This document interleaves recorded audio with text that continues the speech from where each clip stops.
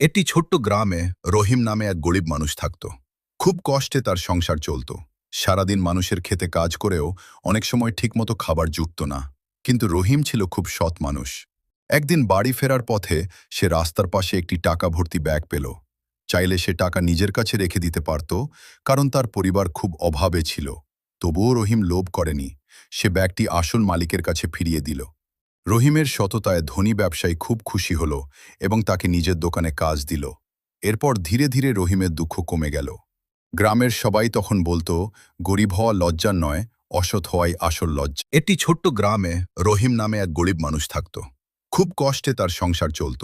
সারাদিন মানুষের খেতে কাজ করেও অনেক সময় ঠিকমতো খাবার জুটত না। কিন্তু রহিম ছিল খুব সৎ মানুষ।